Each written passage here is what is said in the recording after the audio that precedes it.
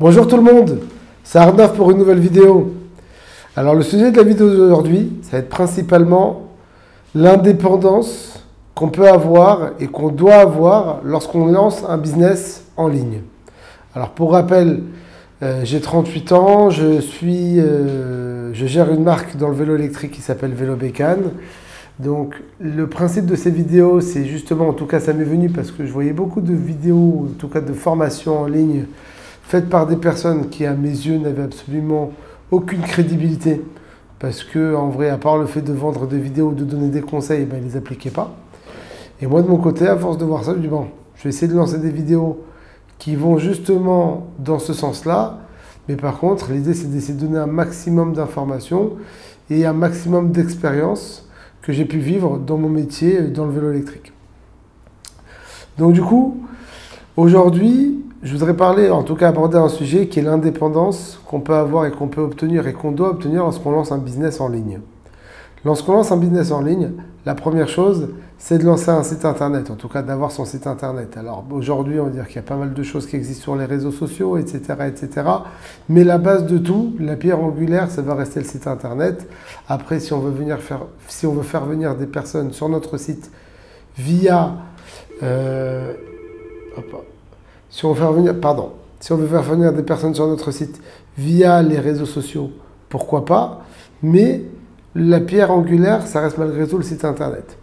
Donc aujourd'hui, on peut retrouver énormément, mais énormément d'outils sur le web pour pouvoir lancer son site internet, même si on n'est pas ingénieur, ni si on n'a pas suivi de formation d'informatique, ou en tout cas dans l'informatique, des choses comme ça. Je n'en connais pas beaucoup, en tout cas ceux que je connais, je vais les citer, je ne vais pas tous les citer, mais en tout cas celui qui veut lancer éventuellement un site internet peut éventuellement passer par un Shopify, peut éventuellement passer par un Wix. Ça permet de faire des sites soit de présentation, soit des sites marchands, et de manière très simple. Sur un Wix, on peut monter un site internet de présentation très rapidement, on peut pouvoir positionner ses photos très rapidement. La même chose sur un Shopify, si c'est un site qui est destiné à faire du e-commerce. Il y a plein d'autres plateformes qui existent. Je ne vais pas les citer parce que je ne les connais pas tous. Mais en tout cas, à mes yeux, c'est les deux qui sont le plus connus.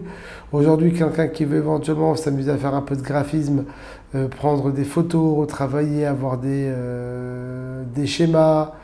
Vous pouvez passer par un Canva, c'est un outil en ligne qui permet de faire ce type de création.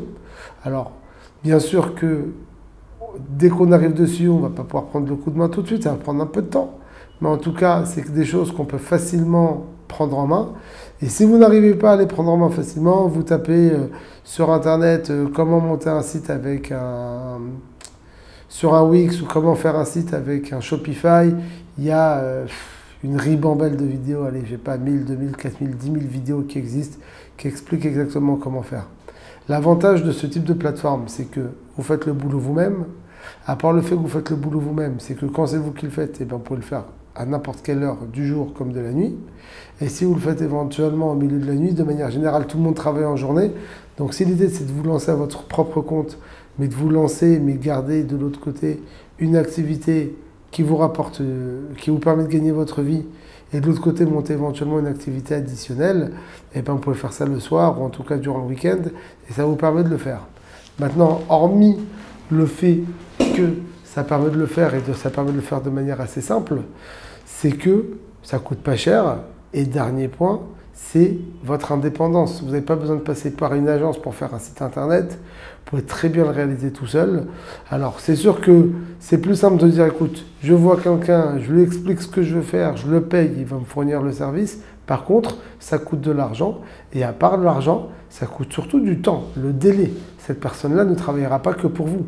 Donc si elle ne travaille pas que pour vous, même pour faire un truc qui est bidon, qui se fait en 20 minutes, une demi-heure, le temps de l'expliquer, le temps que ce soit réalisé et le temps que ce soit bien en ligne, on peut être parti pour 2, 3, 4 jours, une semaine, 2 semaines. Alors que si vous le faites tout seul, vous savez exactement ce que vous voulez faire, vous avez exactement en tête ce que vous voulez faire, et au final, même si vous n'allez pas avoir un résultat parfait, on s'en fout. Si on arrive à 70 ou 80% du résultat qui était voulu initialement, ça ne pose pas de problème. Ça permet de lancer le truc. À partir du moment où c'est lancé, ça nous permettra de voir très rapidement si ça vaut la peine ou pas. Et c'est ça qui est important.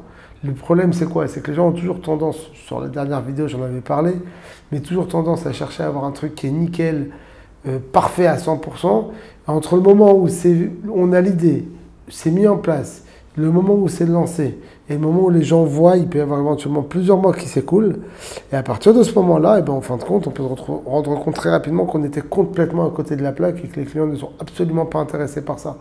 Donc on perd de l'argent, on perd du temps et on perd éventuellement les 3, 4, 5 mois que ça a pris à être mis en place. Et derrière, et ben, en fin de compte, lorsqu'on se rend compte qu'au final c'est un truc qui était foireux, et ben, ça prend encore du délai. Et ça, plus ça, plus ça, plus ça aurait pu être du temps qui aurait pu être utilisé pour faire autre chose.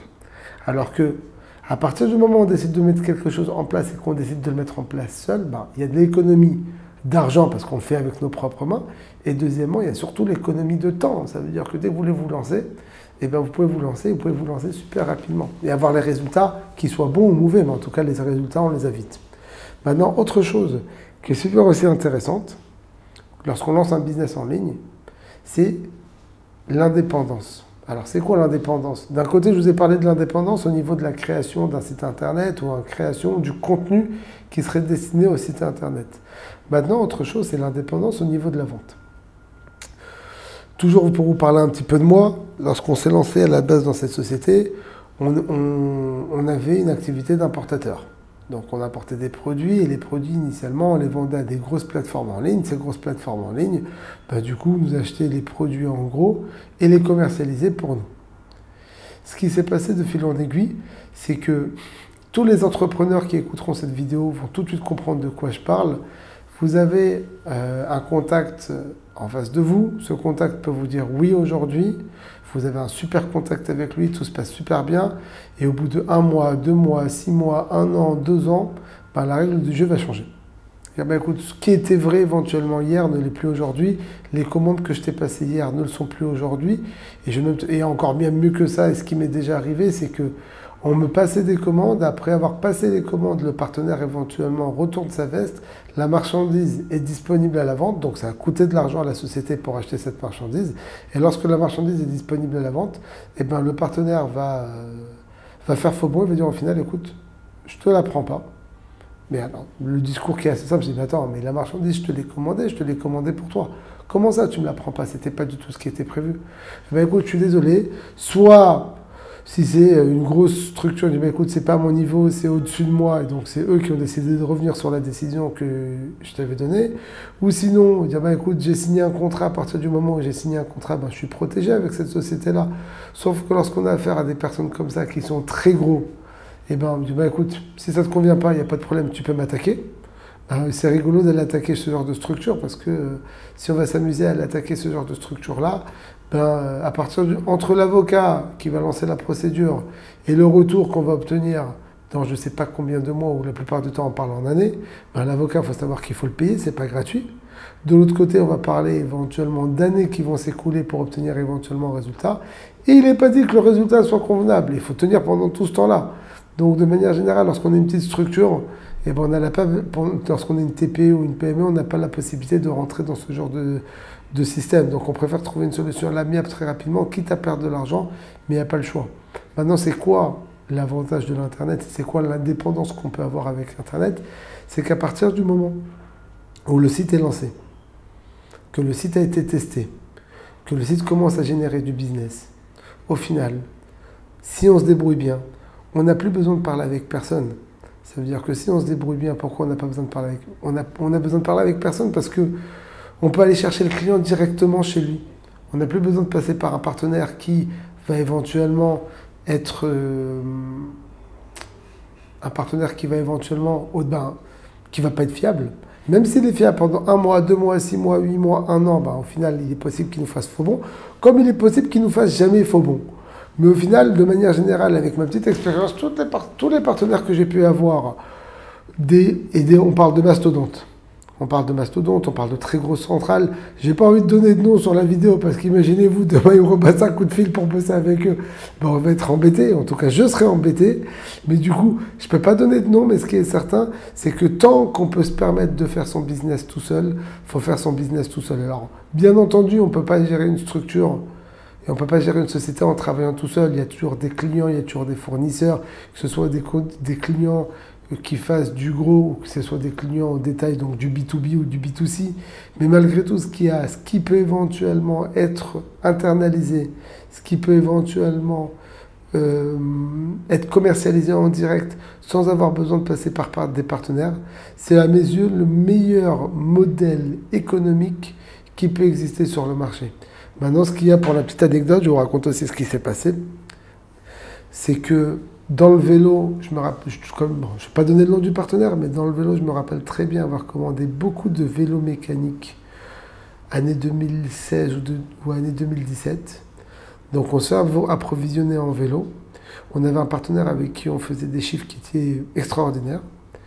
Et donc il me dit, écoute Arnaf, j'aurais besoin éventuellement que tu nous commandes, je crois de mémoire, on parlait peut-être 1500, 2000 vélos, j'ai plus les chiffres en tête. Maintenant, 1500 ou 2000 vélos, ben, ça a un coût. Mais à part le coût, c'est surtout, les gens ne se rendent pas compte, mais c'est surtout le coût logistique. Ça veut dire qu'un vélo, c'est pas un téléphone. Donc stocker 1500 ou 2000 vélos, ben, c'est stocker 1500 ou 2000 téléphones, ça se stocke dans une quinzaine ou une vingtaine de cartons. Donc ça prend pas beaucoup de place. Mais stocker 1500 ou 2000 vélos, je sais pas, ça peut prendre peut-être 300, 400, 500 mètres carrés de stockage. J'ai pas les chiffres en tête, mais c'est gros. Et c'est très volumineux. Et donc, qui dit volume, dit coût. Et qui dit coût logistique. Donc, je travaille très bien avec ce partenaire-là. Et du jour au lendemain, bah, il me dit, écoute, on a un problème avec certains de tes produits. Je ne sais pas si on va continuer à les commercialiser, etc., etc. Je dis, bah, écoute, on va essayer d'améliorer tout ça. On a amélioré, donc on a fait l'effort d'améliorer les problèmes qui nous avaient été remontés. Et après avoir amélioré tout ça, les gars m'ont dit, bah écoute, malgré tout, on va arrêter la collaboration, en tout cas sur cette typologie de produit-là en particulier. Donc je me retrouve avec énormément de vélos, que il y avait personne sur le marché qui était en mesure de pouvoir me sortir autant de vélos sur un délai, autant de vélos, c'était complètement impossible. Et je crois avoir dit une bêtise, je vous avais dit, je crois 2016 ou 2017, je crois qu'on était plus 2018 à ce moment-là. 2018-2019 même, je crois que c'était ça. Et donc j'ai des vélos musculaires à ne plus savoir qu'en faire. Et lorsque je vois que ce partenaire commence à être défaillant, qui à l'époque était l'un de mes plus gros partenaires, je dis bon écoute, tu sais quoi, ça fait rien. J'avais devant moi un peu de stock. Et à part le stock, j'avais devant moi éventuellement 3-4 mois de trésorerie pour pouvoir tenir et garder la tête au-dessus de l'eau. Donc je me dis, allez, c'est bon, il y en a marre. Initialement de métier, ben, j'étais développeur informatique. Je remets le nez dedans et je commençais à refaire un site internet. Donc j'ai relancé, j'avais déjà un site internet de présentation. Mais à ce moment-là, j'ai décidé de relancer un site internet qui était destiné à la vente. Et donc, entre guillemets, gagner en indépendance. Et à ce moment-là, très rapidement, bon, le site internet, pour le mettre en place, j'avais mis peut-être un mois ou un mois et demi. Après l'avoir mis en place, donc on a commencé à effectuer les premières ventes. Alors vous imaginez pas la fierté qu'on peut avoir lorsqu'on commence à faire réaliser ces premières ventes et qu'on se rend compte qu'au final, le partenaire avec qui on bossait, ou en tout cas tous les partenaires avec qui on bossait, qui avaient un pouvoir de vie et de mort sur mon activité tous les jours, et ben au final on arrive à les squeezer parce qu'on décide vraiment de prendre le taureau par les cornes et de ne plus avoir besoin d'eux. Donc on commence à faire du business en direct, on met tous les partenaires de côté. Et au final, lorsqu'on prend goût à ça, ben on se rend compte qu'on ne peut plus du tout bosser avec ces gens-là, à discuter avec eux, à rigoler avec eux, à sympathiser avec eux, même lorsqu'ils nous font des coups de crasse, et on sympathise avec eux uniquement parce qu'on n'a pas le choix, parce que c'est eux qui font le business, quoi. Et au final, on décide de le faire tout seul, on le fait tout seul, donc là, je me retrouve malgré tout avec toujours ces 1500 ou 2000 vélos, toujours en stock, et que j'arrive pas à sortir, mais malgré tout, je fais du business sur des vélos électriques. Donc je me contente de ça et je suis assez content de ce qu'on arrive à réaliser. Et après, bon, comme on dit, le malheur des uns fait le bonheur des autres. Tout début 2020, le Covid arrive. Et donc je me retrouve avec ces vélos en stock que j'avais jamais réussi à commercialiser durant quasiment presque une année entière. Et là, le Covid arrive. Et dès que le Covid arrive, et ben, du coup, c'est la folie. Il n'y a pas de vélos sur le marché. Et les vélos que j'ai pas réussi à vendre au prix, entre guillemets, pas cher que je voulais les vendre, j'arrive à les vendre au bon prix, voire même un peu plus que ça. Je me retrouve en rupture de stock très rapidement sur tous ces produits-là, en finale, que j'ai stockés pendant je ne sais pas combien de temps, et en étant tranquille.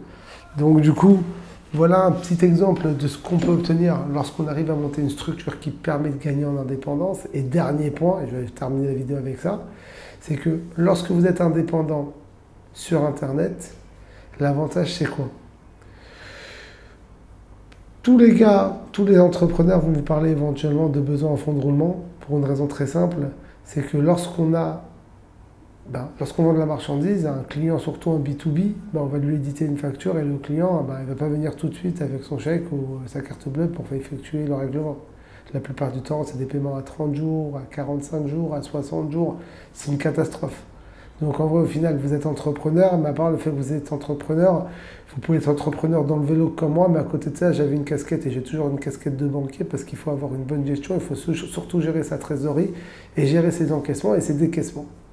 Maintenant, ce qu'il y a, c'est que de l'autre côté, à partir du moment où vous faites de la vente en ligne, le client vient sur le site internet, il sort sa carte bleue, il passe sa carte bleue. On est lundi matin, il passe sa carte bleue à 10h, moi mardi matin à 9h le matin, l'encaissement en question, il est déjà sur mon compte. Donc j'ai pas besoin de penser à comment je vais encaisser et à quel moment je vais être payé, parce que dès que la commande est passée, automatiquement, je récupère cet argent. Et cette indépendance financière, elle n'a pas de prix non plus. Donc lorsque vous lancez sur un business en ligne, essayez d'être le plus indépendant possible. Alors oui, demain, dès que le business est lancé, vous entourez avec les bonnes personnes qui vont vous permettre de pouvoir grossir et d'optimiser votre business, de faire encore plus de chiffres et plus de bénéfices. Eh bien oui, mais en tout cas pour un lancement, ce qui est une certitude, c'est qu'il faut gagner un maximum en indépendance. N'hésitez pas à vous abonner, à liker et à commenter nos vidéos. À bientôt!